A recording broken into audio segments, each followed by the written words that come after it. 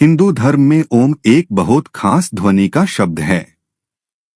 तपस्वी और ध्यानियों ने जब ध्यान की गहरी अवस्था में सुना कि कोई एक ऐसी ध्वनि है जो लगातार सुनाई देती रहती है, शरीर के भीतर भी और बाहर भी, हर कहीं वही ध्वनि निरंतर जारी है और उसे सुनते रहने से मन और आत्मा शांति महसूस करती है, तो उन्होंने उस ध्वनि को नाम दिया ओम और इसे ही प्रणव भी कहते हैं। आओ जानते हैं इसका रहस्य और चमत्कार, पर उससे पहले हमारे चैनल को सब्सक्राइब करें और वीडियो को लाइक करें। इस ध्वनि को अनाहत कहते हैं। अनाहत अर्थात जो किसी आहत या टकराहट से पैदा नहीं होती बल्कि स्वयंभू है। इसे ही नाद कहा गया है। ओम की ध्वनि एक शाश्वत ध्वनि है जिससे ब्रह्मांड का जन्म हुआ है। एक ध्वनि है जो किसी ने बनाई नहीं है। यह वह ध्वनि है जो पूरे कण-कण में, पूरे अंतरिक्ष में हो रही है और मनुष्य के भीतर भी यह ध्वनि जारी है। सूर्य सहित ब्रह्मांड के प्रत्येक ग्रह से यह ध्वनि बाहर निकल रही है। शिव पुराण मानता है कि नाद और बिंदु के मिलन से ब्रह्मांड की उत्पत्ति हुई। नाद अर्थात ध्वनि और बिंदु अर्थात शुद्ध प्रकाश। यह ध्वनि आज भी सतत जारी है। ब्रह्मा प्रकाश स्वयं प्रकाशित है। परमेश्वर का प्रकाश, इसे ही शुद्ध प्रकाश कहते हैं। संपूर्ण ब्रह्मांड और कुछ नहीं, सिर्फ कंपन, ध्वनि और प्रकाश की उपस्थिति ही है। जहां जितनी ऊर्जा होगी वहां उतनी देर तक जीवन होगा।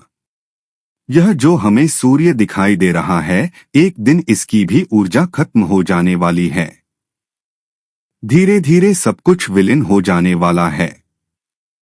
बस नाद और बिंदु ही बचेगा। शब्द तीन ध्वनियों से बना हुआ है, अ उ। इन तीनों ध्वनियों का अर्थ उपनिषद में भी आता है। अ मतलब अकार, उ मतलब ओंकार और म मतलब मकार। ब्रह्मा का वाचक है जिसका उच्चारण द्वारा हृदय में उसका त्याग होता है। उ विष्णु का वाचक है जिसका त्याग कंठ में होता है तथा मरुद्र का वाचक है और जिसका त्याग तालुमध्य में होता है। ओ, उ और म उक्त तीन अक्षरों वाले शब्द की महिमा अपरंपार है। यह नाभि, हृदय और आज्ञा चक्र को जगाता है। यह ब्रह्मा, विष्णु और महेश का प्रतीक भी है और यह भूप लोक, भूव लोक और स्वर्ग लोक का प्रतीक है। ओंकार ध्वनि के 100 से भी अधिक अर्थ दिए गए हैं। ओम ही है एकमात्र ऐसा प्रणव मंत्र जो आपको अनहद या मोक्ष की ओर ले जा सकता है। धर्मशास्त्रों के अनुसार मूल मंत्र या जप तो मात्र ओम ही है।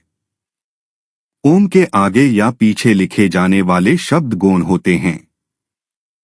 प्रणव ही महामंत्र और जप योग्य है। इसे प्रणव साधना भी कहा जाता है। यह अनादि और अनंत तथा निर्वाण, कैवल्य ज्ञान या मोक्ष की अवस्था का प्रतीक है। जब व्यक्ति निर्विचार और शून्य में चला जाता है, तब यह ध्वनि ही उसे निरंतर सुनाई देती रहती है। शिव पुराण में प्रणव के अलग अलग शाब्दिक अर्थ और भाव बताए गए हैं। प्र यानी प्रपंच, न यानी नहीं और व यानी तुम लोगों के लिए। सार यही है कि प्रणव मंत्र सांसारिक जीवन में प्रपंच यानी कलह और दुख दूर कर जीवन के अहम लक्ष्य यानी मोक्ष तक पहुंचा देता है। यही कारण है को प्रणव नाम से जाना जाता है। दूसरे अर्थों में प्रणव को प्र यानी प्रकृति से बने संसार रूपी सागर को पार कराने वाली न यानी नाव बताया गया है। इसी तरह ऋषि मुनियों की दृष्टि से प्र अर्थात प्रकर्षेण, न अर्थात नयेत और व अर्थात युष्मान मोक्षम इति वा प्रणव बताया गया है, जिसका सरल शब्दों में मतलब है हर भक्त को शक्ति देकर जन्म मरण के बंधन से मुक्त करने वाला होने से यह प्रणव है। के उच्चारण का अभ्यास करते करते एक समय ऐसा आता है जबकि उच्चारण करने की आवश्यकता नहीं होती, आप सिर्फ आंखों और कानों को बंद करके भीतर उसे सुने और वह ध्वनि सुनाई देने लगेगी। भीतर प्रारंभ में वह बहुत ही सूक्ष्म सुनाई देगी, फिर बढ़ती जाएगी। साधु संत कहते हैं कि यह ध्वनि प्रारंभ में झींगुर की आवाज जैसी सुनाई देगी, फिर धीरे धीरे जैसे बीन बज रही हो, फिर धीरे धीरे ढोल जैसी थाप सुनाई देने लग जाएगी, फिर यह ध्वनि शंख जैसी हो जाएगी और अंत में यह शुद्ध ब्रह्मांडीय ध्वनि हो जाएगी। इस मंत्र के लगातार जप करने से शरीर और मन को एकाग्र करने में मदद मिलती है। दिल की धड़कन और रक्त संचार व्यवस्थित होता है। इससे शारीरिक रोग के साथ ही मानसिक बीमारियां दूर होती हैं। काम करने की शक्ति बढ़ जाती है। इसका उच्चारण करने वाला और इसे सुनने वाला दोनों ही लाभान्वित होते हैं। ओम की ध्वनि में यह शक्ति है कि यह इस ब्रह्मांड के किसी भी ग्रह को फोड़ने या इस संपूर्ण ब्रह्मांड को नष्ट करने की क्षमता रखता है। यह ध्वनि सूक्ष्म से भी सूक्ष्म और विराट से भी विराट होने की क्षमता रखती है।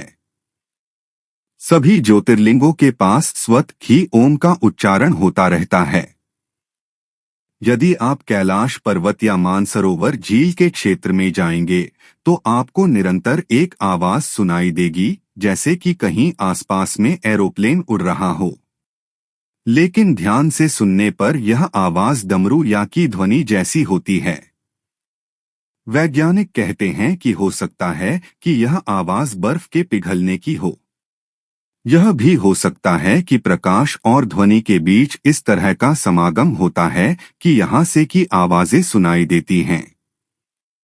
दोस्तों, आज के वीडियो में इतना ही। आशा करते हैं आपको यह वीडियो पसंद आया होगा। ऐसे ही अन्य वीडियो के लिए हमारे चैनल को सब्सक्राइब करें और इस वीडियो को लाइक व शेयर करें।